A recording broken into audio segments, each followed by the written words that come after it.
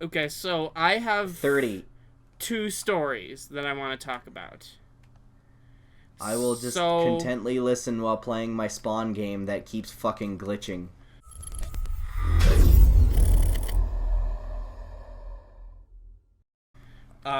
choose the one that starts with M or the one that starts with K slash V. K. Okay, K. That's the fun one. Or it's the well, they're both fun, but this one is fun. Okay, so give me a second. I'm gonna pull up the article so I can be exact. This relates to the couch potatoes that I just released today, by the way. Okay. So, you know how Mark No. Millar Yes. sold Miller World to To Netflix, Netflix. right? Yeah. Well, there are two exceptions to that.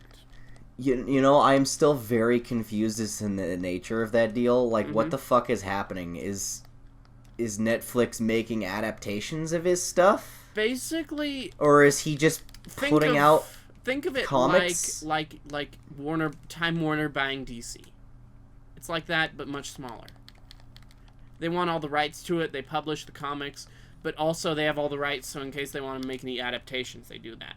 But Okay, there so are the two. comics are still gonna come out like normal. Yes, but there are two exceptions to the Miller World sale to Netflix. Well, Kick Ass is still being published through Kick-Ass Image. Yeah. and Kick-Ass and Kingsman. Kingsmo. Because the film rights to both of those were already in special agreement with Matthew Vaughn. And of course, Matthew Vaughn has his film company, Marv Films, which he's Well, turning he also into co-wrote Kick Ass, or not Kick Ass, Kingsman. Kingsman. He Yeah. he basically co-wrote that, so Yes, of course he gets those rights. but so he's setting up Marv Studios, which he's going to produce a reboot of Kick-Ass, a Okay. Kingsman 3, a spin-off called Kingsman the Great Game set in the early 1900s, and an 8-hour TV show about the Kingsman. Are you excited for this? That's what I want to discuss. So, first of all, let's talk about Kick-Ass, because do you read the new Kick-Ass comics? I read the first issue of it, and I was like, this isn't bad, but I don't know. It's just it doesn't start as strongly as it could have, and The it had a hard Patience time Lee keeping my ones? interest. Yeah, Because those are the ones that the Kick-Ass reboot will be based off of. I have full confidence that because of what Mark Miller said on Twitter, that that one chick Tessa Thompson will be playing her. That would be amazing. Tessa Thompson is great. I think that would be a great choice too. Like he flat out said while he was putting the comic together, yeah, this is the actress I want to play her, and then she saw that and was like, I'd be down. Mm-hmm. So So there's that. make it happen. And then Like, there's going to I'd be down. Kingsman 3 and Kingsman the Great Game and the Kingsman TV show. I'm glad there's going to be a third one of the movies because I enjoy. It already those made films. 400 million world. Kingsman 2 already made 400 million worldwide. So it was on a profitable. pretty small budget. So Well, that's a good. First that's one good. was 80, second one was closer to 100, but still on a $400 million budget, that's the numbers that X-Men First Class did, which is Yeah. nothing to laugh at. So good for you, Kingsmole. So here's a lesson for you. Spend your money wisely. Because Buy 6 T-shirts that no, are no, no, exactly no. identical. Here's the thing. Solo a Star Wars story has cost like 250 upwards of 300 upwards up even to $300 million. And it's made $350 million worldwide. Kingsman made just 50 million more, but it cost about half as much, so it can actually make a profit. So be financially successful. No, yeah, just be successful. That's our advice. Just don't first fail. of all, be good, Just quit failing. and also be responsible with your money. Drink responsibly, Mark Miller. Oh hey, speaking of drinking, did you hear that I was mistaken for an old person the other day? Like how old? Like a person that drinks alcohol. Oh, one of those geezers. Yes. That are 21. Mm-hmm. I make that joke, but like, Sadie is almost 25. Mm-hmm. I hope she doesn't hear this. I'm just kidding. I don't think you're old, love. It's okay. I think you being older than me is really cool. I tell people about it and they give me high fives. Well, listen, if you think about it this way. But it's like a cultural thing, so she tells also, people about it on her end and they go, ooh, really? You're dating a guy that's 19? Also, ooh. Women tend to live longer than men, on average. So if you marry a woman that is older than you, then the chances are less likely that you'll die before she does. So are you saying that we'll die around the same time, or she'll die before I do? It's more likely. I hope that we just both die at the age of 250 in a bus accident. So now back to Kick-Ass and Kingsman. This kind of makes me wish that I'd actually seen Kingsman 2. You haven't seen it yet? No. Neither have I. I thought you'd have seen it, at least. We should do like a Couch Potatoes where we do Kick-Ass 2 and Kingsman 2. We saw Kick-Ass 2, and we were like, wow, this is thoroughly underwhelming. No, I didn't see... I have not seen Kick-Ass 2. Oh, wait, no. You left after we recorded the initial episode, and then Josh stayed just long enough to watch it, because he was like, his dad was like, yeah, I'll come pick you up, don't worry. Top 10 anime betrayals. And then just didn't fucking show up for like 3 or 4 hours after that, because we were like, yeah, I hope he gets here soon. Mm-hmm.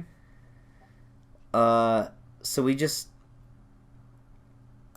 waited there and did like nothing, and we were just like, you want to watch Kick-Ass 2? And he's like, fine. Would you be willing to watch Kick-Ass 2 again? Sure. So I can interrupt you even more? Yeah. Okay. So moving on to story number 2. This is the one that'll probably take a little bit more time to explain. So, you know what MoviePass is, right? Hold on. You want to hear how good this Spawn game is? Okay, go ahead. What is that? I paused it and it started making that noise. A+ coding there. It's weird because I think I have multiple PS2 games that do that. So it makes me wonder if it's the console.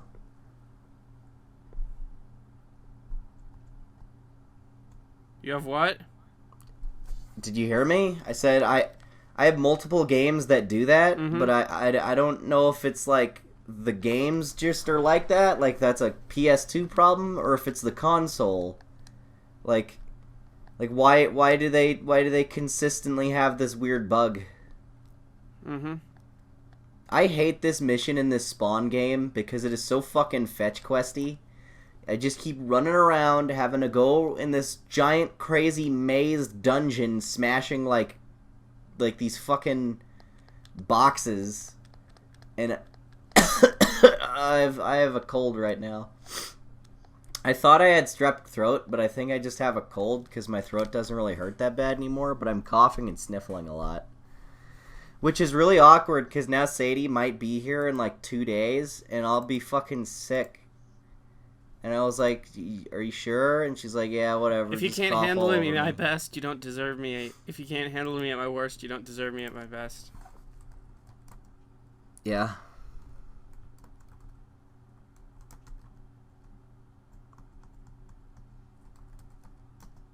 Are you cutting out because Skype is glitching right now? Are you cutting out because Skype is glitching right now? Yes. Yes. So, let's talk about MoviePass. You know what MoviePass is, right? Yes. Yeah, the ticket company that basically you pay like, what is it, $10 a month and you see as many movies as you want, up to like 1 per day or something.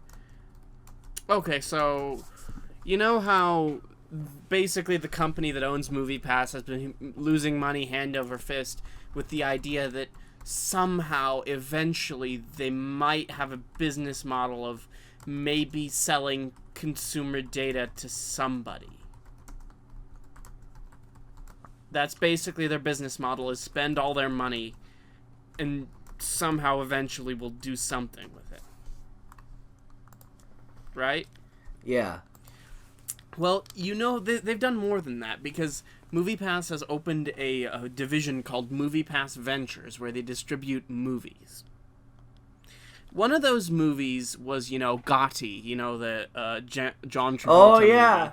Okay, so the reason I know about that movie at all is because, that Les Cinephiles account on Twitter? Yes? They've been just they've made it their personal mission to fuck with that movie and the Twitter account for it. That movie is hilarious. It got a 0% Rotten Tomatoes score right now. But here's the thing that I want to make fun of. So, MoviePass offers it for free to its subscribers. But they still pay the ticket price to the theater. So, basically, the MoviePass bought the rights to distribute this movie and is distributing this movie, but it is also giving it to its subscribers for free. So it is also pocketing all the money exclusively to the theater. Well, yeah, giving the money to at least 60% of the ticket price goes to the theater.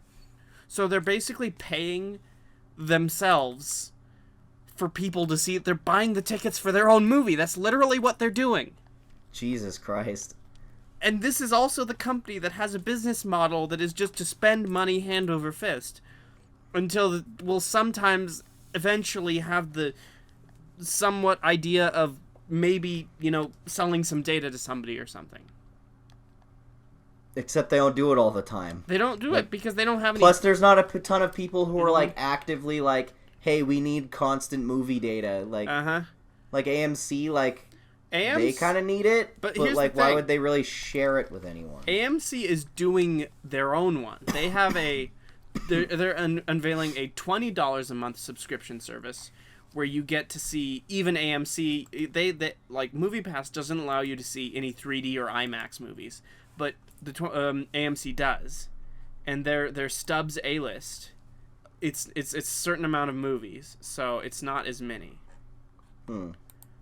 So it's like $4 a month or something like that. Okay. So the subscription model is coming into movies. I don't like that. But AMC might actually be financially viable. And there's another one. There's Cinema, Sinema.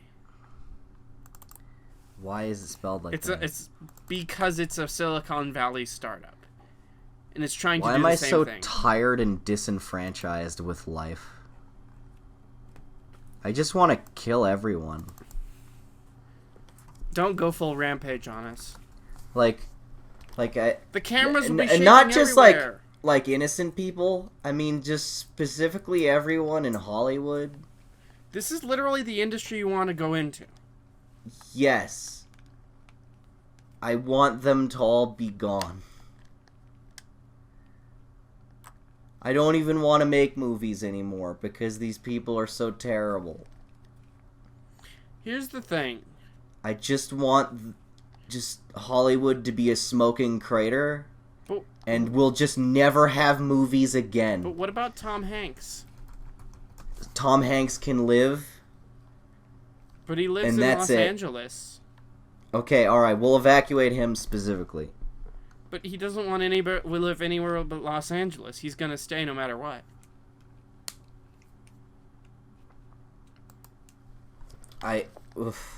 Damn it.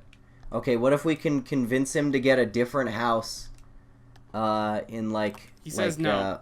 In Oregon. Damn it. Well, I guess Hollywood gets to live another day on principle of Tom Hanks doesn't want to leave. You all better be fucking thankful. And what about Chris Pratt? Nah, he can go. He's a decent person. He can go. And for that facial hair alone. And also, It's probably really bad that I just threatened to blow up Hollywood. Like, do you think that's gonna affect the podcast in any way, or you think that's gonna did you get us know in trouble? that statistically, of all demographic groups in the United States, white males, and specifically young white males, are the most likely to commit terrorist attacks? Yeah. Yeah, I was at school the other day, and these guys were talking about how they were gonna commit a terrorist act after lunch. They were just like, "Yo, you wanna blow up this Starbucks?" And they were like, "Yeah." I was like, "Guys, we got the midterms though. You can't blow up Starbucks. We gotta study." And they're like, "Psh, look at this nerd." And then they gave me a wedgie while putting on their balaclavas and strapping bombs to their chests. There you go. Someone talented animate that. I've told a lot of really dumb, absurdist stories on this podcast in the vague hope that someone will animate them, and so far it's never happened. But I'm going to keep holding out hope. Me too. One day someone will not disappoint me. So I'm curious. I have a question for you. Are there any movies that you Yes. that you want to watch on Couch Potatoes that you haven't seen yet? I'm trying to think. We did say we wanted to try and do Pacific Rim 2. The thought with so here's what the premise was to do a back-to-back marathon of Pacific Rim 1 and Pacific Rim 2 to sort of do an analysis of why the first one worked and why we presume the second one doesn't work. Because from what I hear, everyone just went like, "Yeah, that was underwhelming," and then like never talked about it again.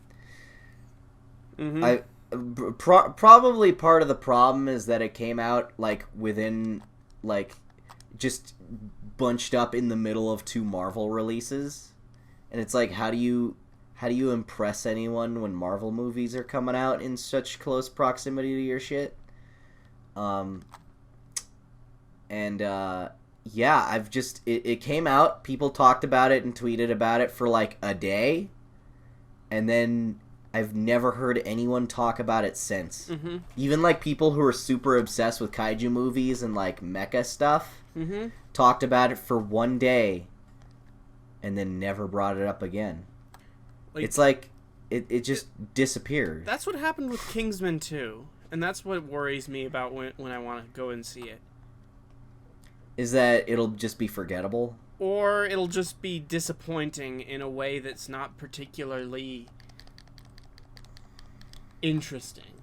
Yeah, okay, so there's movies that are disappointing in a way where you can talk about it, and like it's like an interesting like X-Men conversational 3. piece. X-Men 3. X-Men 3 is still being talked about today, even though it was garbage, because there was like stuff there to talk about. Other times you get a disappointing movie sequel where it's like, oh, that existed.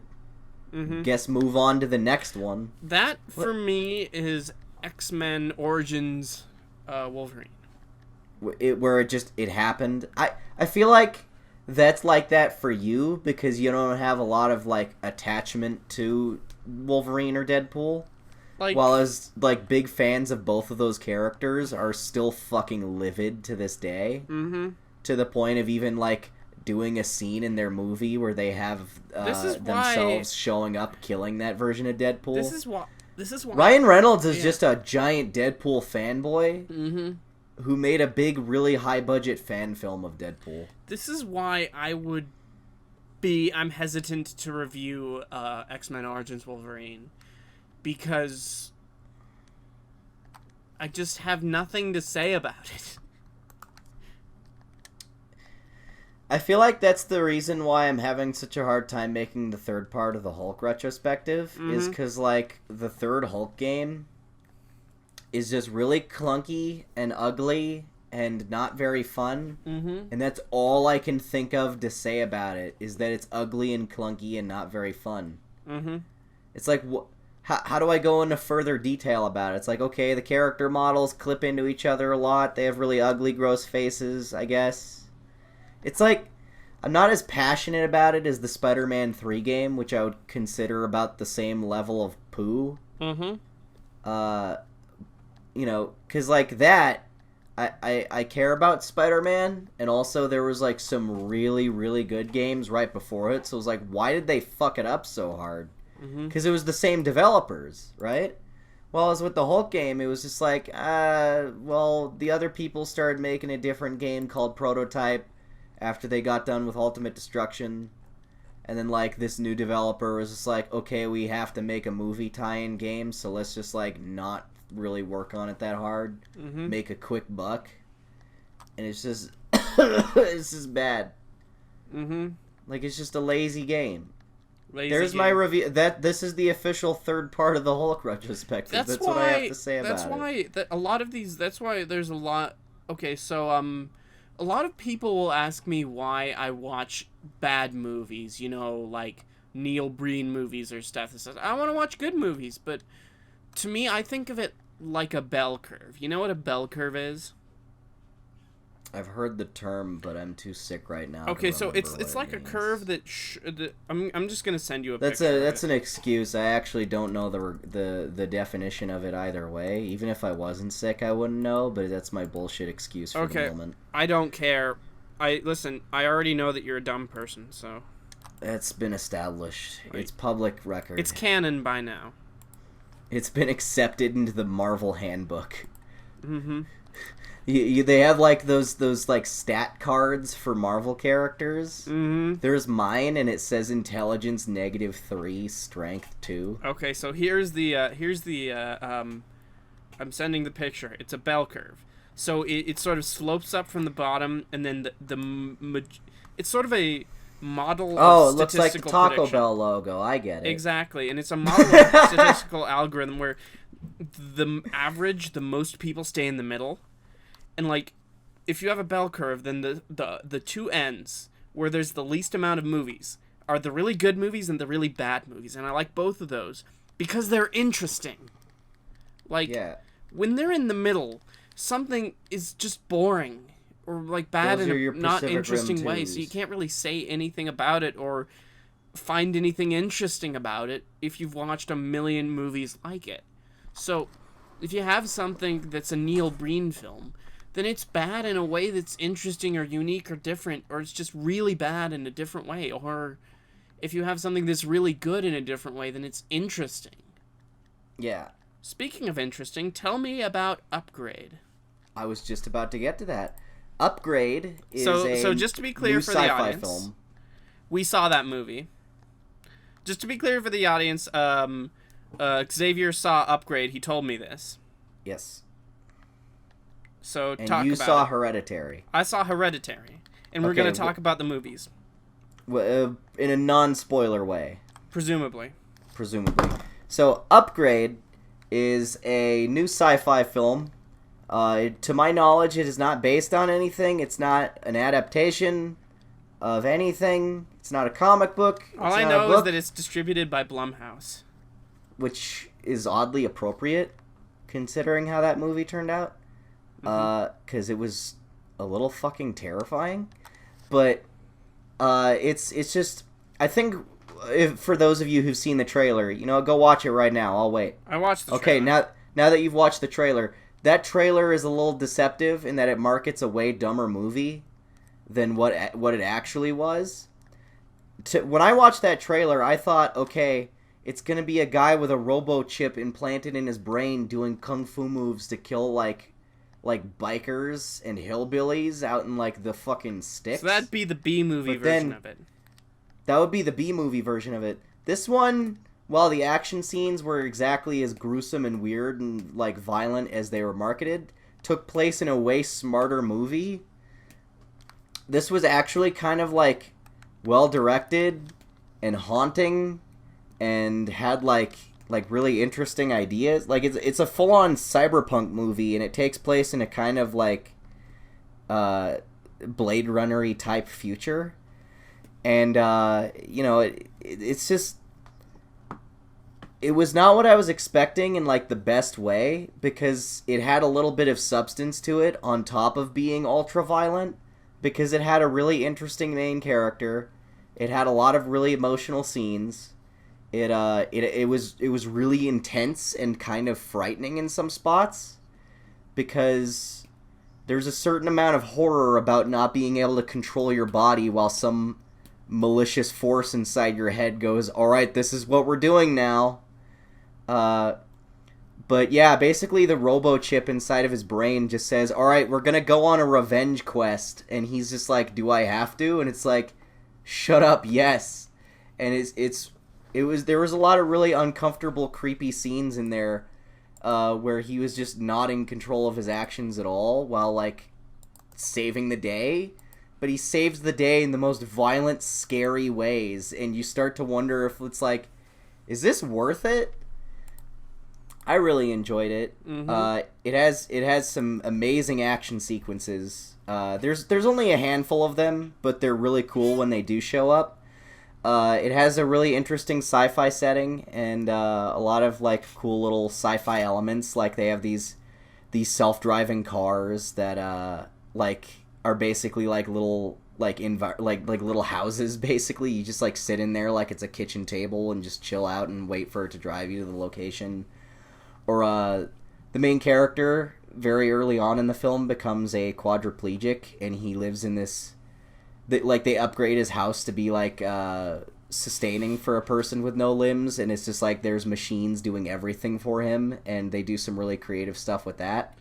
Okay, but it all feels really believable. It was a very believable sci-fi future though. It wasn't like Blade Runner where it's like silly, and it's like this is way far off. It's like I could kind of see stuff looking like that in 30 or 40 years. Okay, but was there any uncomfortable nudity? No. Okay. I'm trying to think of it. I don't think there was any uncomfortable nudity. There was just uncomfortable gore. Mm-hmm. Because there's just some scenes where they just torture people, and it goes on for a really long time. And it's not getting boring, it's just making you like, just leave them alone, for fuck's sake! I also had a really hard time watching it at some parts, because...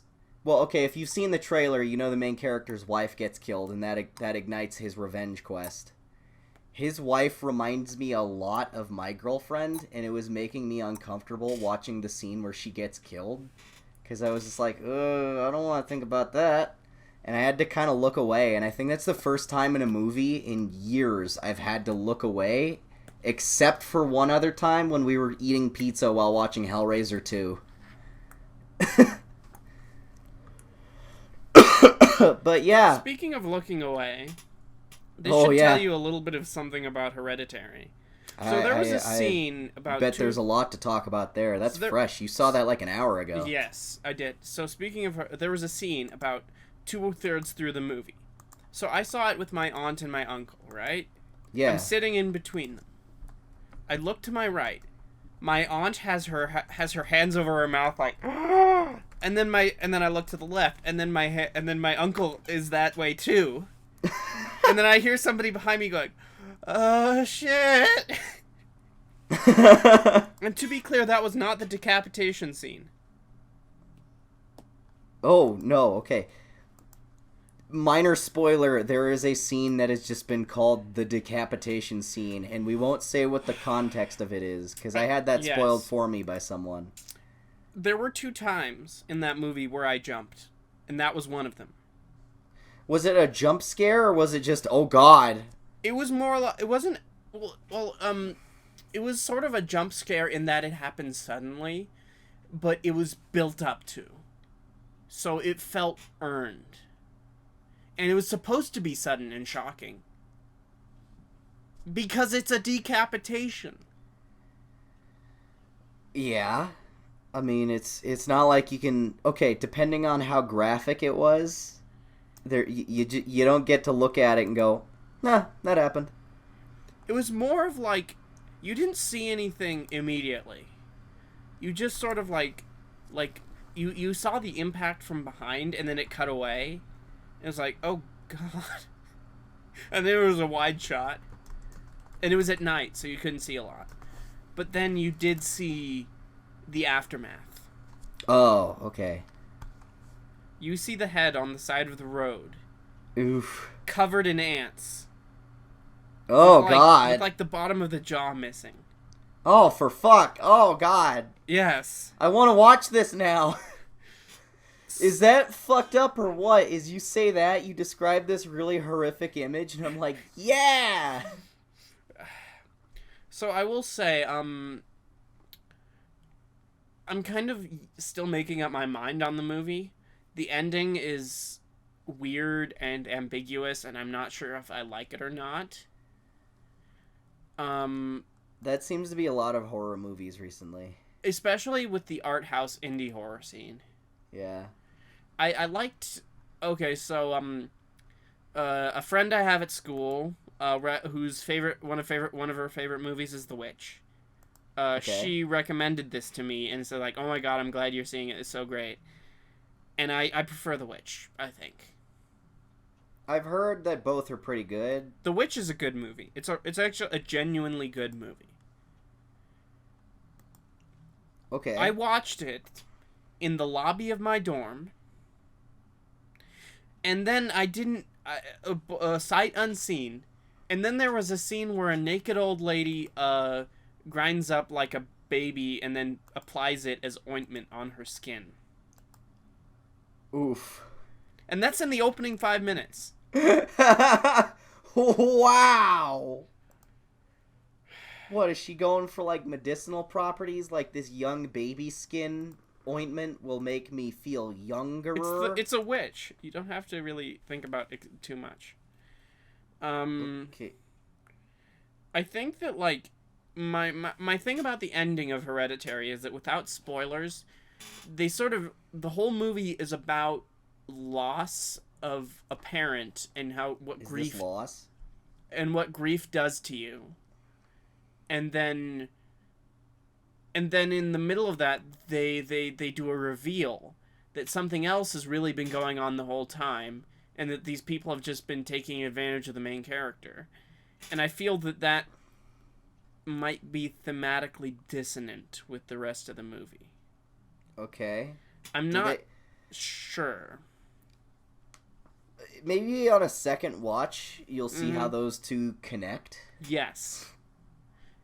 But you won't know until you see it? This is definitely sort of a Quiet Place style nail biter, where the stuff that you're tense about isn't what happens, but when there's so much buildup in this movie. There's a lot of slow pans, and there's a lot of scenes where a character will walk up to see something that's horrific, and then you'll just see they hold on their reaction for a really long time, and then they cut to see what they're seeing.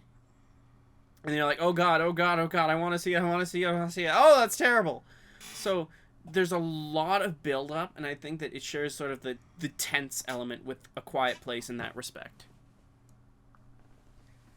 Okay. It's about the build-up. It's about the build-up. Mm-hmm. And then not really the payoff. Okay, so, do you care about spoilers? I'm more concerned for the audience's sake. Okay, so they haven't seen it. Spoilers here, keep skipping for a while. So I'm going to talk about a sequence in the movie. Since you've already had the decapitation scene spoiled to you, I'm going to run you through... I think I also know the ending, too. I think someone else I'm going to run you through the build-up build-up to it, if you don't mind. Okay. Okay, so, pothead brother of creepy little sister... Yeah. Wants to go to a high school party. He says to the parent, oh, can I go to the party? Can I go to the party? But he doesn't mention that it's that kind of party. It's a party where everyone's not wearing pants. It's, the party where no adults are home and you're drinking alcohol. So... It's a party where everyone gets to put things inside of each other's butts. Exactly. Bring your dick sort of parties. Yeah, we'll find out where this salami goes. And then... Just kidding, plot twist, we are actually eating it. So mother says... so the mother says to the brother, bring your sister with you. Sort of like as like a, oh yeah, are you sure this is a party that you should be going to sort of thing. But then he's like, okay, I'll bring her with me. And it's already been established earlier in the movie from a scare when the little sister is eating a candy bar that there's no nuts in there. So she has a peanut allergy or like a nut allergy. And that hits close home to me because I have an allergy and my brother has a deathly allergic allergy. So this I'm allergic to your bullshit. So this scene was really intense for me. So Pothead brother is at the party and says, "I have weed" to the girl that he's hot for. So he goes upstairs to do weed with her. And then he's like to the sister, he wants her to get lost because he's looking to get laid. So he says, "Oh, look at there, they have chocolate cake over there." And then you see like slow motion, you see her eating it, and then you see like, and it's just like, oh no, and you see it's him. A different kind of horror. That hit me especially hard because I've eaten nuts. And I know what that feels like. Where you were just like, oh god, I just accidentally consumed this thing that's gonna kill me. And you're like, she says like getting a glass of water and like, I've done that, and it didn't help. Oh god. That's a really specific type of horror that yes. I like. Where it's like you have to have actually experienced this personally to find it like really stressful. It is. That was like the worst part of the movie. That's kind of fun and effective. And then she like walks upstairs as he's doing his weed, and he's doing his weed, and she walks in, and he's like, "Oh, I gotta hide my weed. No, what is it?" And then he's like, "I can't breathe right. My throat is big." And then he rushes with her out of the party with his car, and then he's just like speeding down the highway really, really fast. And then she opens up the window to be like, maybe that'll help me breathe. And he's like leaning out the window, help me, I need to breathe. And then they see an animal on the road, so he swerves, and then her head hits the telephone pole. Oh, that's how that happens. Yes. Yeah, I'm gonna watch this now. It is it's just like that sequence was just like the worst in the best way, because I get it. That hit so close to home for me. Because like, I really want to watch A Quiet Place with Sadie, but we can't because every time I find a copy of it online, because like, you hear like coughing or something on it. No, it is. Well, no, actually, there was a copy that was like just a full-on digital copy, like someone like was able to rip it or something, or got like one of the bootleg things sent from to China, the theater. Something like that. Like it looked like DVD quality, but the subtitles were in Korean. And neither of us could understand that. If it was in Tagalog, maybe. But it was Korean, so we were like, fuck. And this movie is like a movie where subtitles are crucial. So I'm kind of hoping we can find a similar copy of like kind of like that, but for Hereditary, where the subtitles are irrelevant as long as like you can hear what they're saying. Because I like watching scary movies with her, because she doesn't handle them well. Hereditary is a very tense movie. I watched The Exorcist with her the other day. Oh, I still need to watch that. We had to pause for her to freak out a little bit, and she almost cried. She didn't cry. She almost did.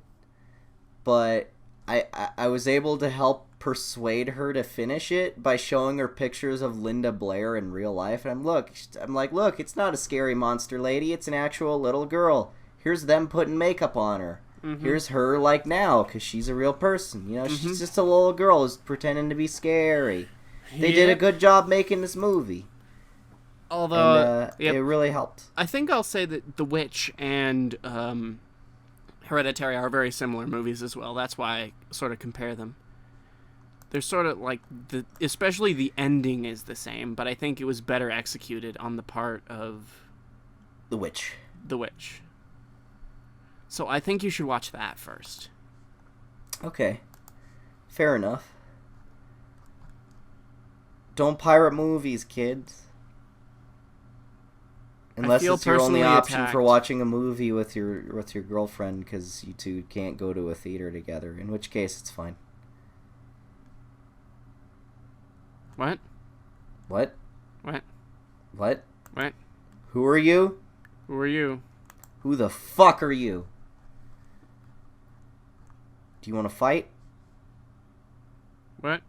Do you want to fight? Okay. I'll fight you. Name a place and we'll meet there and then we'll battle it out. Your house. Oh, okay. Is this a really lame and complicated way of getting me to finally hang out with you for another Couch Potatoes episode? Yes. Damn you, you clever son of a bitch. I'll kill you. Mm-hmm. I've threatened to kill a lot of people on this podcast. I'm worried that we're going to face legal recourse because of it. Listen, we'll just do what Alex Jones does in court and call it performance art. Is Alex Jones actually a liberal and all of this is just a really long troll? It's more it's more like a Ponzi scheme than anything else. But is he actually that crazy? It's more of like, it's probably an act because he's like, I don't like him putting chemicals in the water. Turn the freaking frogs gay. So you can buy this lovely water purifier instead. Oh, so he basically plays plays up off the of people's crazy fears to buy. He can profit off of it by spreading fear by being a wacky psycho, even though he actually isn't actually that crazy. Well, he wears Rolexes, so you know he's in the dough. You know, I almost feel more safe knowing that, because in that case, he's just a greedy asshole. Well, I would feel not as okay if he was actually that crazy. He's a greedy asshole, and in court, when he was trying to get his kids back from his ex-wife, why does that not sound surprising at all? Who's, like, you know, has some bad things to say about him as a person, he said he was just a performance artist to prove that he's mentally sane. Oh. Because otherwise, they could just play InfoWars clips and say, like, look at this man. This man is clearly not stable. Is this man He's not fit responsible to raise a child while screaming about the frogs? Mm-hmm. So then his excuse is that he's a performance artist. And I can see it because he's just a hack fraud who wants your money. But not in the he's good just hack like fraud way. Mike Stoklossman. The bad hack fraud way. Like Jay Evans. No, his name is Jay Baruchel. I was talking about Rich Evans. He voices the dragon in How to Train Your Dragon. No, he doesn't. And he also he was in remember around the Wizard's assistant boy? Hey, remember the Wizard's twink sidekick? Remember around 2014 when How to Train Your Dragon 2 came out, and then there were all those headlines about, look how hot he is now. Yeah. Isn't that weird that we're all hot about an animated cartoon?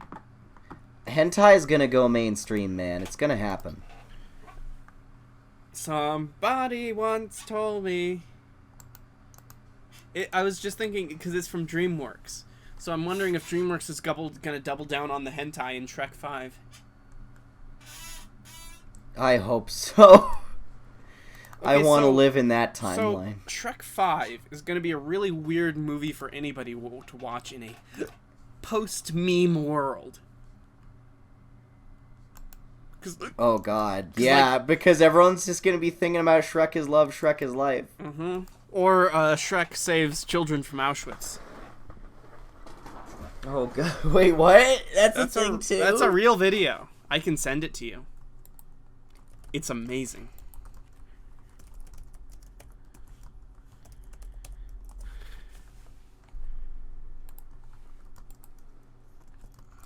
And also the whole All-Star. I swear, they need to have a remix of All-Star in that movie. No, they just need to have the actual members of Smash Mouth show up, and then Shrek kills and eats them, and it'll be a metaphor. Yes. Fuck you, Shrek. We were finna be the next Beatles. So I'm saying that for anybody, Shrek 5 is gonna be a weird viewing experience because of the memes. So it's gonna be like Emoji Movie was, but like worse. What is this? Who animates these? Who makes these? It's William. William does this? I'm sure he does all of them. I'm kind of okay with that. I want to. I like the idea of William as the guy who's behind all of these, and he is just a really elaborate troll. Mm-hmm. Shrek, also, Kingsman 2 is racist because the black guy's called Jamal. You see, whenever I think of racist black guy name, I think of Tyrone and Jerome. I think of Jamal. I bet there's like 20 people named Jamal listening to this right now going, what? Why is... What? Mm-hmm. I know someone named Dante. He's pretty cool. I've been watching that show Cloak and Dagger, and it feels weird because the character's name is, Eggy? No. Hold on, I'm just fact-checking to make sure. Yeah, it's Tyrone. Alright? The black guy's name is Tyrone. And I feel like that's Is the white guy's name Cracker? Tyrone and Cracker. The new buddy comedy coming this fall. I would watch that movie. Just on the title alone. I also, one other thing is, I'm stealing this from Twitter. I made a joke that nobody cared about, so I'm going to repeat it here. I have a pitch for a new superhero movie. The superhero is going to be called Insomnia Man. Okay. His power is he related to Dr. Sleepless? His power is that he can stay up all night long and fight crime. And then it's just during the day he just falls asleep at really inopportune times during the day. That sounds like my girlfriend. Mm-hmm. So she's Insomnia Woman. Yes, she sleeps all fucking day, stays up all night, somehow manages to never miss work, and is always there on time, but still only sleeps during the daytime. It's so confusing to me. Also, when she does sleep kind of like early-ish, like a normal time, she always waits until after I've gone to bed, then sleeps for like 3 or 4 hours, then wakes up way before I do, and then is like, why'd you sleep so long? I was like, 'cause I'm a normal human being! With a normal sleep schedule! Who somehow still manages to have a harder time going to work than you do. Mm-hmm. Man, yeah, I applied for that girl's crazy. I applied for a job, and they'd say that the hours would be like 6:30 to 3:30, and I'm like, it's a job, so you know. It's a living, and you're like, you're one of those Flintstones creatures that's being used for the sake of you know. They're being lazy by using you. I, for one, want to do a Marxist critique of the Flintstones. What? A critique of the Flintstones? Why? A Marxist analysis. So I look at it through the lens of the struggle between the bourgeoisie and the proletariat. Okay.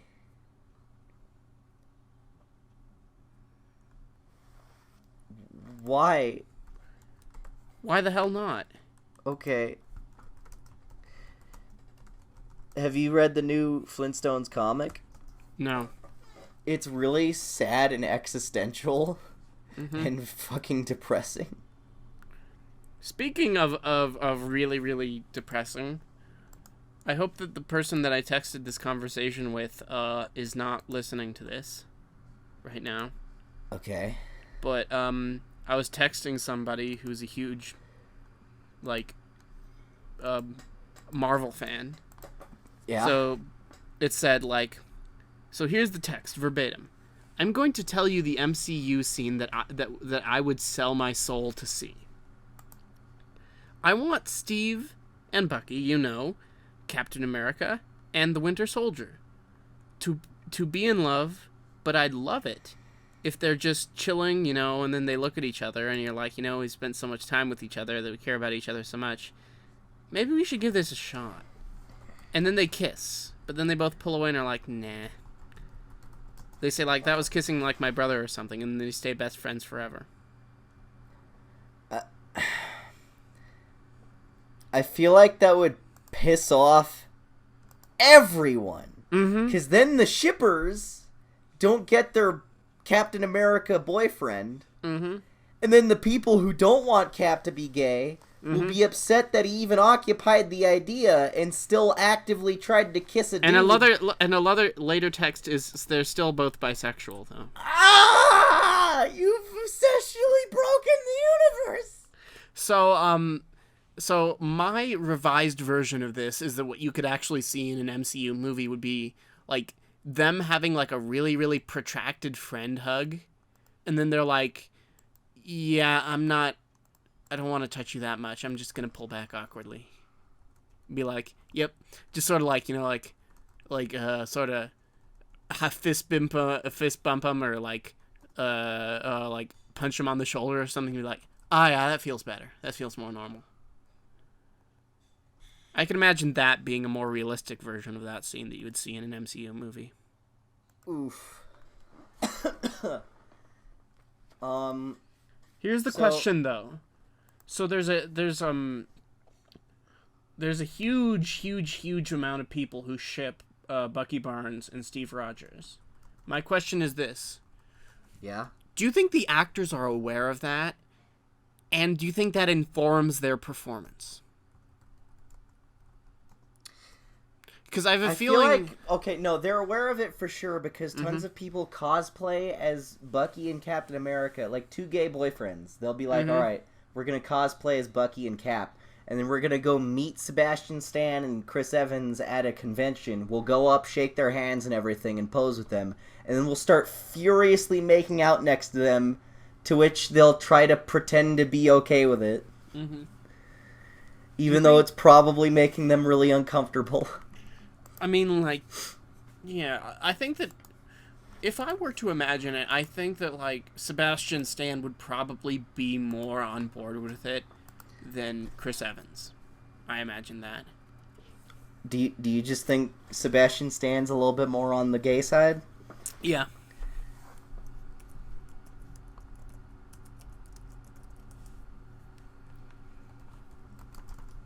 Well, he's Romanian American, so obviously he's gay. What? Yeah, he was born in Romania, so obviously he's gay.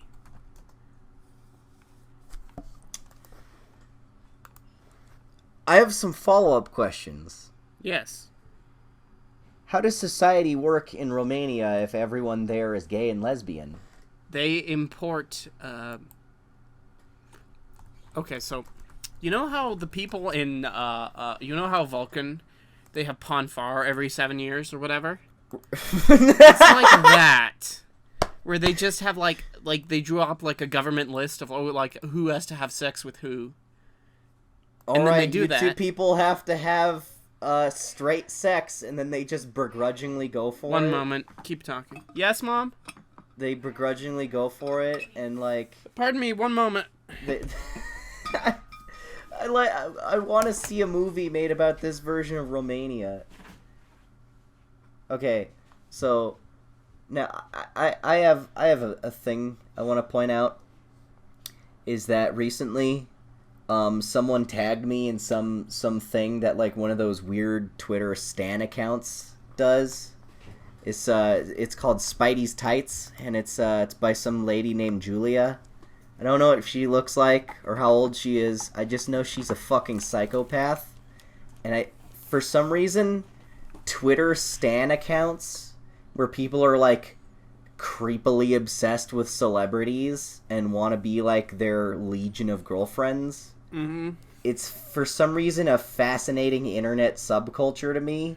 And even though I probably should have unfollowed her ages ago because of how stupid I think all of the stuff she posts is, I still this Twitter stan account named Julia. Okay. She's like obsessed with Tom Holland, and she like she'll probably do like 30 tweets a day about Tom Holland or MCU Spider-Man. You know what my something. favorite version of the Stan accounts on Twitter is? What? The Stan accounts who are angry with their fandom.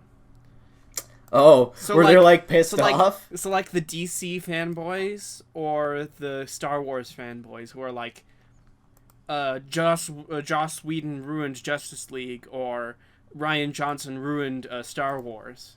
Those are my favorite Stan accounts because it's fascinating to me to see somebody who manages to sustain such prolonged anger for such a long time.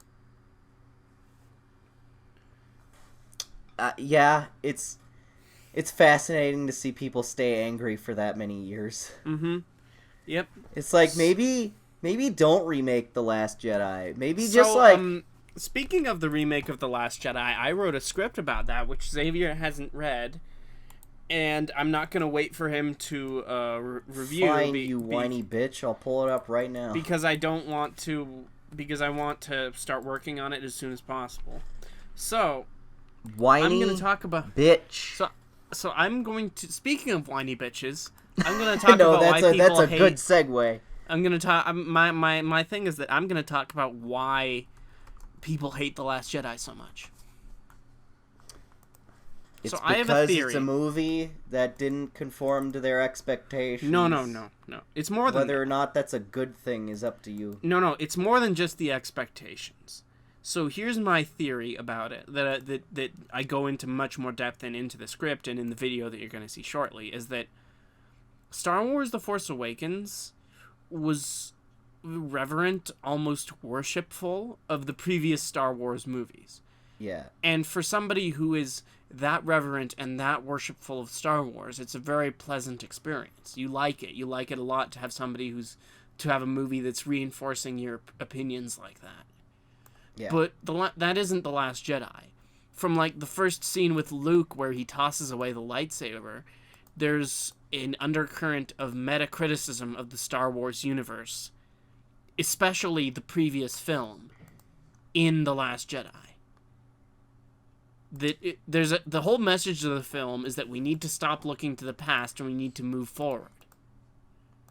And for somebody who's looking to the past and reliving the nostalgia they have for these old movies, I can understand why somebody would be angry at that. Because the movie basically is telling you that you're stupid. Yeah. And it's... I get that. But I think that if you're willing to look at it with an open mind and think about what the film's saying and allow yourself to be challenged by that instead of rejecting it at face value, I think it would be a more rewarding experience. Okay. Yeah. I'm pulling up the script right now, actually, so I can look at it. I already shared it with two other people who actually read it in a decent amount of time. Was one of them Josh? Nope. Yeah. They're both people from my school. Oh. David Hannah.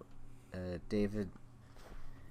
Can I say your last name? It's no. Hannah. It's no. Hannah. You're like Daryl Hannah, but David Hannah. Yeah, Daryl's my older sister. I'm glad that you remembered that Daryl Hannah is a female.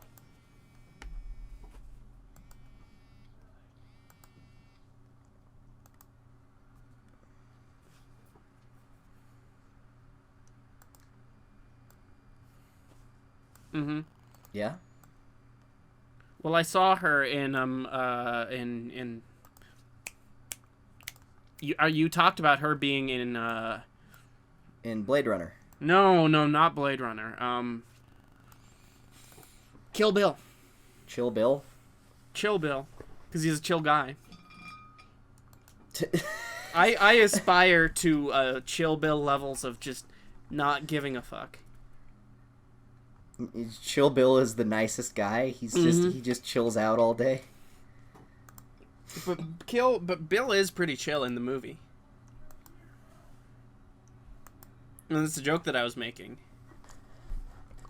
I mean, he is actually pretty chill. Isn't it pretty funny how Bill, the character, dies much better than David Carradine, the actor, did?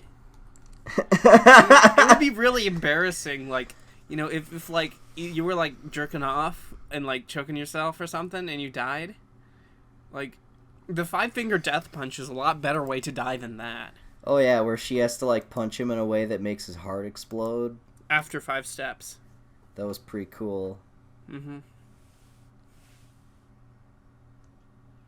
And then she got her Babby back. She got her babbles. Babbles. Her Babylon 5. That movie also ruined her knees, but whatever. And her back. And Harvey Weinstein covered that up because he's a Harvey piece of Weinstein? human garbage. Have someone read the Last Jedi remake tweet? Okay, I'll do it. Read it now. Right now? And then we'll Right just now. use the recording from this podcast? No. I'll have you Well, read it again. Although I did ask somebody else, although he hasn't sent it back to me yet. who did you ask? Brian. Really? Not that Brian. Another Oh, Brian. okay. Face the wall, Brian. Literally, this guy is named Brian. Uh, But it's a cool Brian that you haven't met who likes Daredevil and Blade Runner and Logan. Oh, okay. So you know, not a terrible one. Yeah. Okay, so I think that, like, people have criticisms of The Last Jedi, but I will not listen to anybody criticize The Last Jedi because there's such a level of vitriol leveled against it from the fanboys who are pissed off, from the racists, that I just don't. I just don't.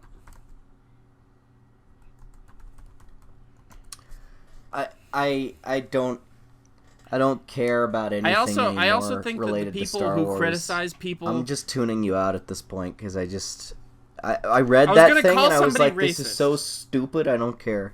I was gonna call somebody racist. Okay. You don't care about calling somebody racist? No, that's pretty common these days. What?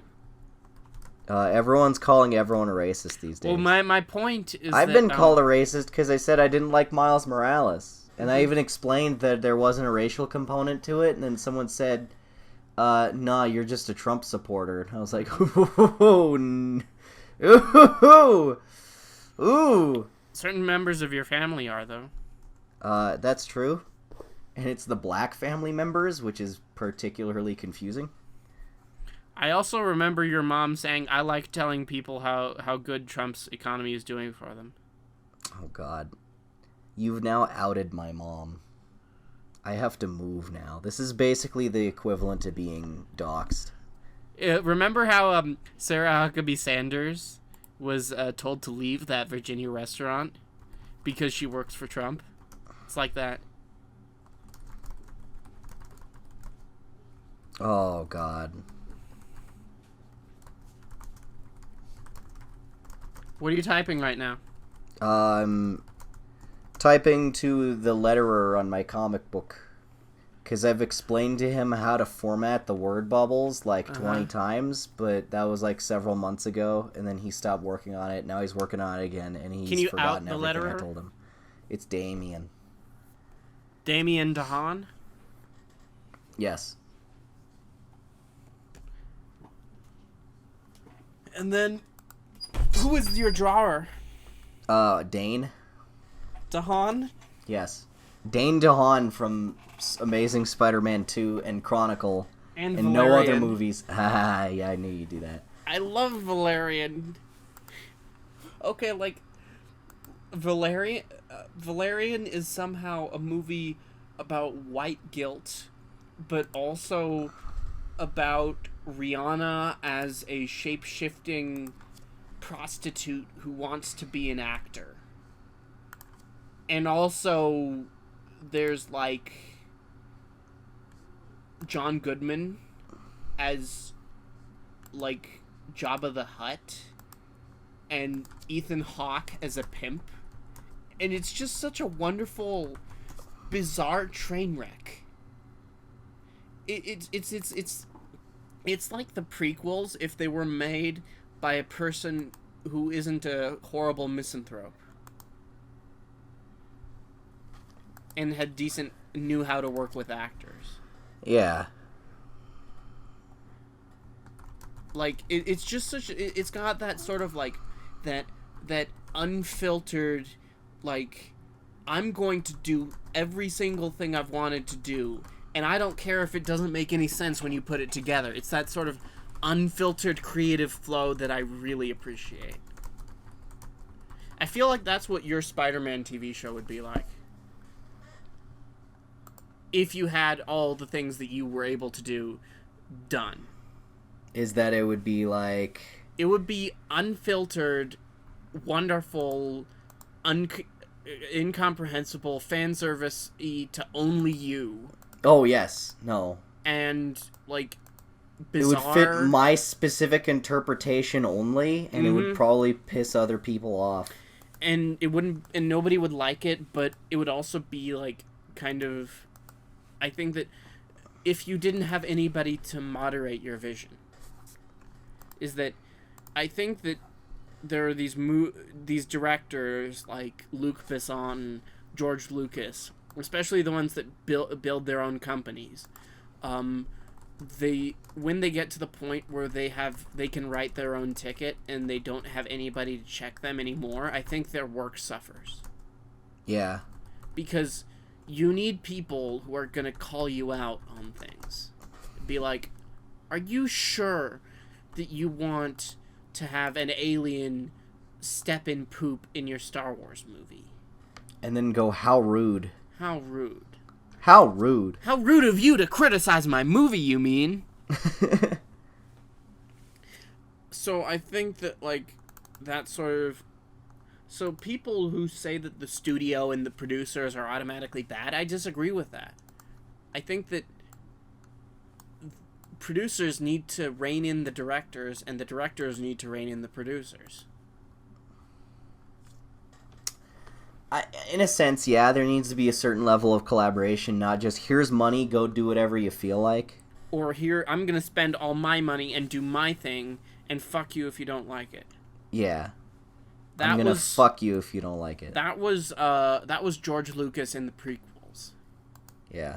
Because he was just like... And also, that was Luc Besson with Valerian. Because his producer... This is also a thing that he shares with Chris Nolan and Zack Snyder. The guy who produces... The person who produces his movies, his producer, is his wife. Oh, God. So, Chris Nolan and... she's not gonna tell him no. Well, Chris at least Nolan, not about the movie. Zack Snyder and Luc Besson, all of their wives are producers on their movies. So...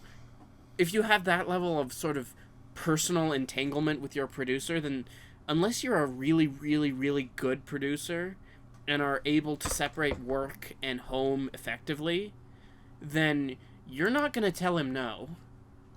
Yeah. And then, like, the work is going to suffer because of that. Granted, if you tell him no, then your relationship might suffer, but the movie will be better. That, I feel like that would be, like, hard and kind of uncomfortable to work with your spouse on, like, a project like that, where millions and millions of dollars are at stake. At Comic-Con, Sean Gunn talked about that, because I went to the panel with Sean Gunn and Palm Clementieff. And he just said, like, he works really hard to make sure there's a difference between work and not work. Yeah. And be like, okay, at work we're gonna be professional, we're gonna do this, and at home, like, yeah, we're still brothers, we're still best friends, but we're not gonna bother about that. We're not gonna do that. So unless you're smart enough, unless you're a gun and you're smart enough to do that, like, I think that James Gunn and Sean Gunn are highly underrated in Hollywood. I think they're a lot smarter than people give them credit for. Unless you do that, it's hard. Like, I think that a lot of people are realizing, especially with Guardians of the Galaxy 2, that James Gunn is a lot smarter than than he let on to be. Yeah. Because, like, when Guardians of the Galaxy 1 came out, people were like, oh, look, it's a movie with a raccoon and a tree. Look at how weird it is. But, like, it's also a really good story, and there's a lot of smart details to it. Especially, and that comes out a lot more directly in the sequel. Oh, yeah. But it's present in the first movie, too, and I don't think people give him enough credit for being good filmmaker. They look at him as more of one of those popcorn filmmakers He's when li- he's they look actually at doing him- something. They look at him like Joss Whedon, Yeah. sort of thing. Like how Joss Whedon is known for, doing Buffy and all that. James Gunn will always be the Guardians of the Galaxy guy. Yeah. No And matter that's what he unfortunate does because after this. his Guardians of the Galaxy is not as dumb as people People probably think it is. assume it is, just by the fact that there's a talking tree monster man And a raccoon. and a talking raccoon boy. Mm-hmm. So I think that's my thought about the James Gunn and his. I think his brother is also a really good actor. Oh yeah, well, because you know what's funny is that he's Rocket Raccoon He is. first, He does the mocap. and He just sort basically no one really interacts with the guy voicing Rocket Raccoon on set. Well, neither does anybody really interact with Vin Diesel. Vin Diesel and Bradley Cooper just show up in recording booths. I feel like that kind of ruins a part of the family element of the cast. Uh-huh. Well, like those people, but so then the family on set is more like the mocap people who do Groot and Rocket, including Sean Gunn. Fair. Mm-hmm. So I think that there's the element of that. Okay. How people are realizing and are really angry with Star-Lord, especially from what he did in Infinity War. But I feel like that wasn't that intentional? Like those movies are all about horrible people who are emotionally unstable. But they find each other and become a family. Find each other, and they're learning to be better because of their relationship. So when you kill one of them or multiple of them, their problems and their flaws come out. Yeah. I think it makes perfect sense for Star-Lord to act like a crazy idiot. My only thing is that I think that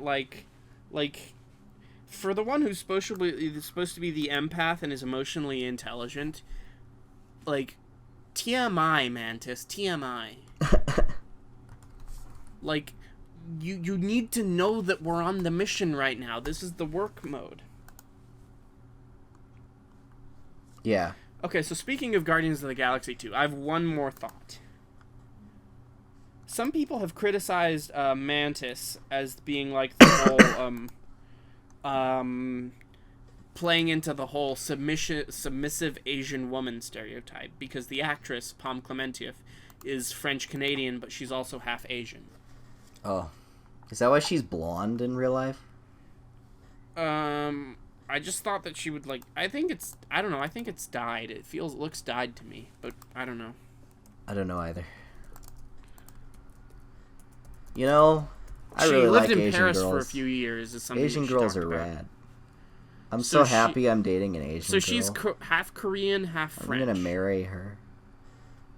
Half Korean, half French? Yep. So then she lived in Paris for a few years and went to school there. Okay. So, well, she's French Canadian, but she also lived in, France. France.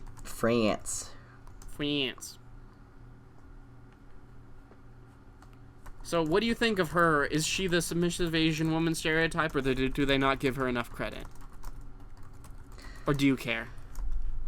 I don't really feel like I've seen enough of that character to see either way. She just more comes off as, sad and kind of sort of stupid. like a little kid? Yeah, like a little kid that everyone just kind of shits on. And it's, supposed to be funny, but sometimes I kind of feel bad. Mm-hmm.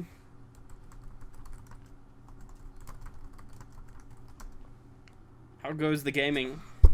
I stopped playing video games because the thing crashed, so now I'm just doing some work. What work? Comic work. I'm collaborating with people. I'm kind of trying to communicate some stuff between my letterer and my artist, about how a certain thing should look. So between the two Dahans, Dane between Dahan and Dane and Damien Dahan. They should have a better relationship as brothers, but they don't. They hate each other. They once fought in a gladiatorial arena match over who got to have sex with some broad. And that broad was you. Yes.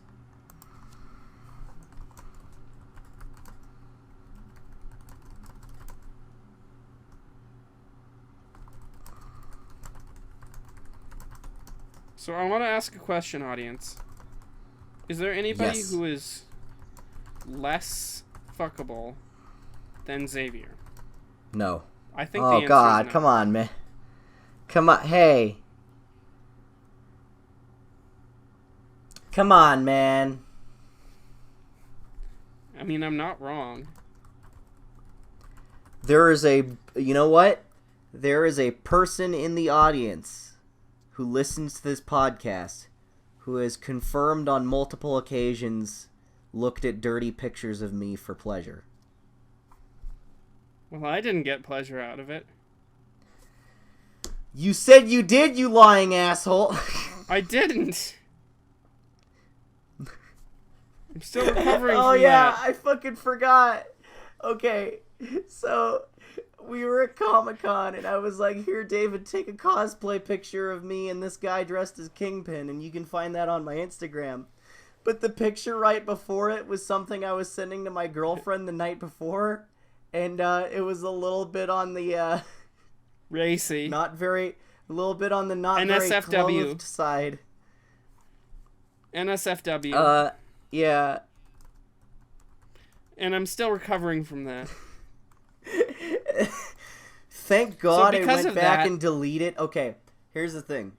I sent that picture to her, and then another one that was even worse after it that I guarantee you don't want to see. But I went back and deleted the one that's like really bad because I was like, I hope no one sees this on my phone. So I deleted it.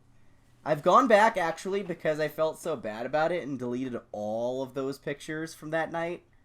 You should feel bad. Yeah, because she was just like, hey, and I was like, okay. But I deleted all of those because you saw one of them. But you did not get the worst of it because that was just a shirtless picture with like a little bit of V. You know, like, you know, the V shape. Just a little bit of it. I've been working out a lot lately. I've got abs now. I'm very proud. Liar. You thankfully did not see the following picture. And for that, I'm glad that I was paranoid. But anyway, you saw it. I could tell. I was in a Spider-Man costume. I looked over and I could see your face just like change because you saw it. Then you take the picture awkwardly, and I was like in my mask, just blushing super hard because I went, "Oh fuck, I know what just happened." And then you handed my phone back to me, and I was like, "Oh, thank you." And then I was hoping that we would just not talk about it and walk away. And then when we were like 20 steps away from where we took that picture, you said, "Oh, hey, by the way." And I went, "Yeah." and then I just felt dead inside. You should feel dead inside. It's punishment for your crime I'm gonna against punish humanity. Your face. I'm serious. That is a crime against humanity. What you committed. Yes. Anyway, so David's seen like 90% of me naked. And I don't want to make that. I don't want to bring that to completion. What an awkward, horrible way to phrase that. I did that intentionally. Oh God. So anyway, yeah, that's a real bonding experience. Is when There's certain your people best that you friends in the want whole to see world naked. accidentally sees you naked. And there's certain Yeah. people that you don't want to see naked. Yeah.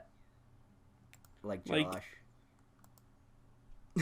Josh would be better than you. What are you saying? You think Josh is more attractive than I am? Anybody is more attractive than you are. Fuck. No. Shut up. I have a girlfriend now. I don't have these self-esteem issues anymore. You can't make me cry that easy now. Having a beard doesn't change anything. God damn it. Don't make me destroy you. I look forward to it. I can say a thing that will very much upset you right now. Don't forget, I'm the one who's editing this. Oh. Well, in that case, David is... The lovely Smithers. I have my headphones on too, so that's good.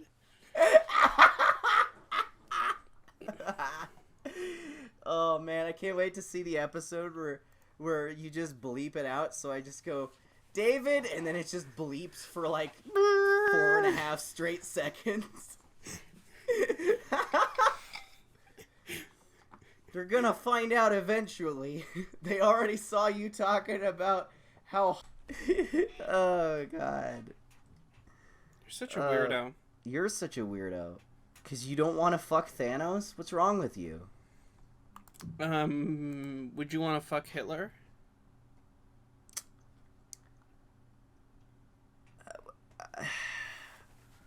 Depends on what shape he's in. Is he like a... If he's in the shape of Thanos, but he's Hitler.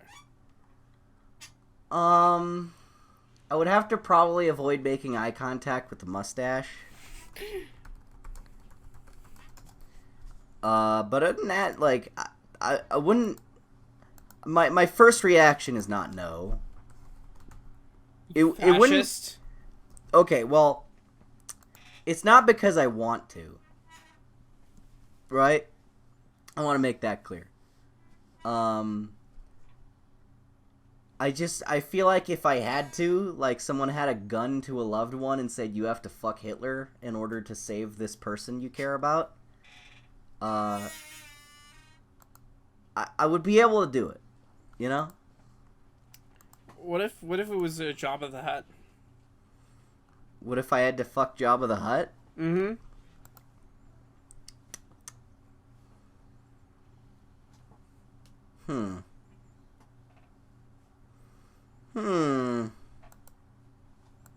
And you were given $1 million. Okay, $1 million to fuck Jabba the Hutt. Now, does Jabba the Hutt have, like, an orifice?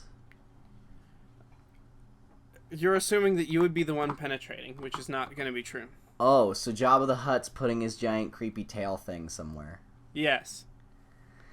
Now, how far is he putting the tail in? Because there's kind of like it comes down to a pretty fine point. As far as he can get it in.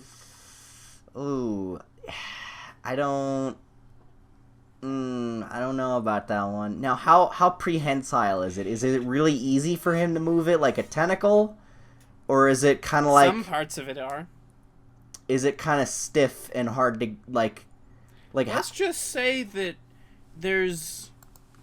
you aren't seeing everything on the surface. It's like the fish man in Shape of Water. Okay, so maybe the tail, like, turns into a penis? Maybe it is one all along. It's just hidden inside. Are you aroused yet, audience? No, God, just stop. 'Cause I can Don't keep do this. going. Stop. Oh, God, please stop. You're upsetting me now. It's only justice. It's frightened. only payback. I had an erection, and then you did that, and now it's gone forever. Good. You didn't need that one anyway. Oh, you don't need that boner. Nobody needs it. Not even you know who. Jackson? Yeah. Yeah.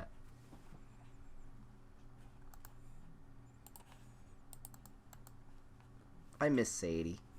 I hope she's able to come here on Tuesday. Why don't... Here's a question. This is a random question. Why don't straight people have, like, gay beards? Like, I'm gonna... Okay. I'm confused.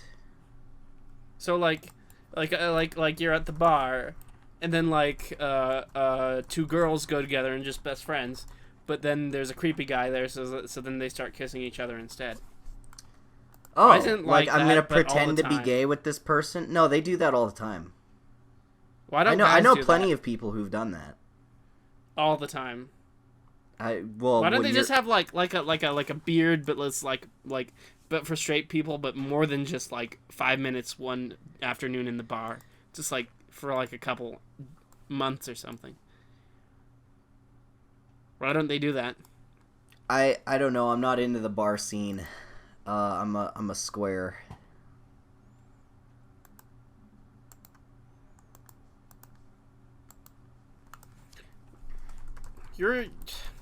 We can't be friends anymore. I'm only friends with cool people. Because I'm not hitting the bars? Yes. Oh, okay. I mean, I have gone to. I mean, I did go to a bar in the last couple days, and they thought I was old enough to drink. So hey, I'm too cool for you now. Damn, just like that, huh? Yes. I mean, to be fair, this was in southern Colorado, so I don't think anybody actually has cared for a long time in southern Colorado about anything. Okay, so let's talk about the trip, because I went to a comic book store, so we can talk about that. So the other day, I drove down to, with my family, I drove down to Pueblo, Colorado, which is a city. It's a city in southern Colorado, and it's like everybody knows it's the poorest major city because like it's like a Rust Belt city, but out west. But they have a really cool comic book shop there, so I visited that. Huh. Yep, and I bought Kick-Ass 2, the comic. But I also got a really... Yeah, I noticed that. That's cool. I also got a really real kick-ass Babylon 5 poster. Can I see? Text it to me after this. Yep. So I have a new Babylon 5 poster and Kick-Ass 2. So do you think I'll like Kick-Ass 2? Depends. Do you love child murder? Depends on the child. Okay. Yeah, that book is pretty edgy for the sake of being edgy. And I originally watched the movie and was like, man, I wish they had gone a little farther. But now I think about it decades later, because I'm an old man now, and I think, you know what? You didn't have to have the scene where he guns down a bunch of children on their front lawn with an Uzi. You know, a lot of Matthew Vaughn adaptations tone down the comic books. Like in Kingsman, the scene where they test the scene where you test the kill everybody signal. Oh yeah. Is on Westboro Baptist Church. So you establish that that's not a type of people that you like, so you don't feel as bad when they kill them. But in the book, it's a wedding. Oh, and it's like a wedding with normal people. It's a wedding with normal people on the beach, and then the ending is the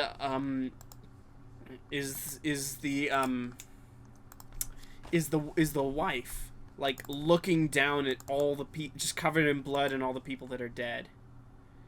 It's super fucked up. It's rad. So I think the question is, do you think that's better or worse? I think it depends on personal taste. I'm not exactly one to turn down fictional violence, but sometimes I think it needs to be tasteful. I don't think you need to have a movie like Rampage where it's just disturbing for the sake. I think to be edgy. Just to be edgy. I think you can do fictional violence in a way that's really effective and emotional. I think you can do it in a way that's really exciting and entertaining.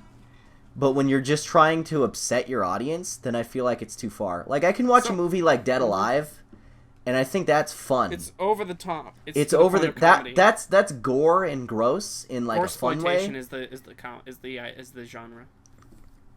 But then you get a movie where it's just like it's too real. It depends on the context of the violence as well. Mm-hmm. I can watch you rip spines out all day, but then if you shoot a child in the face with a gun and it's really realistic, then it's just like, well, that's different. Mm-hmm. And it's not as bloody. So I was thinking about that because I watched Kingsman the other day, and then I thought about like you know the montage when people are when ordinary people are just killing each other. I had an idea that you could make that way more fucked up if you wanted to. Like, imagine like you show like a scene of like a target range where a bunch of people are, shooting guns at targets and practicing. like you show that beforehand, and then you show them just like they like turn the guns on each other and just shoot each other all at once. Wow. Like that sort of thing could be really fucked up. You could go there, but they didn't do that, and I'm wondering if that's the right choice or not. They just went like like ordinary people just chilling out at the beach. Yeah. There's a lot of ways you can do it. Mm-hmm. And I think that Matthew Vaughn is sort of riding that line between tasteful and tasteless. That's a hard line to toe, and that's impressive, honestly, to me. It's another filmmaker that I don't think people give enough credit for how clever he is. He's much smarter than his friend Guy Ritchie. You're smarter than Guy Ritchie. Yes, I am. Anybody is smarter than Guy Ritchie. You are smarter than Guy Ritchie. I don't know who Guy Ritchie is. Director of Sherlock Holmes with Robert Downey Jr. Oh! Gavin Free worked on those films. I don't care. Oh, okay. Speaking on that note of ambivalence, let's wrap it up. Okay, well, yeah. I enjoyed the new Couch Potatoes episode where you talk the entire time and I say 3 words. As it should be. As it should be. It's been a fun one. I hope you upload this soon. Mm-hmm. And I hope that you upload the Sonicast soon. Okay. I'll try my best. This one will probably... So note for the audience. This podcast is being recorded on June 24th, 2018. We recorded the Sonic podcast about 3-4 weeks ago now. And it has still not been aired. I feel weird uploading that after taking a hiatus. So on that disappointment that you may never see that wonderful piece You will of see that one for sure. I will upload it. We will end. I'm just gonna do something else first so people don't go, what the fuck is this shit, after I've been gone for all those weeks. I love doing that. I love doing things to my audience where they go, what the fuck is this shit? Like, best day ever, for example. Or breasts in Star Wars. I love doing that. That is so much fun. Like, after 2 weeks of not uploading anything, I upload breasts in Star Wars. And I have another one planned that you still need to give me your voice files for. Oh, yeah, I can send that along with the podcast. Do it. Bye! Bye! Podcast.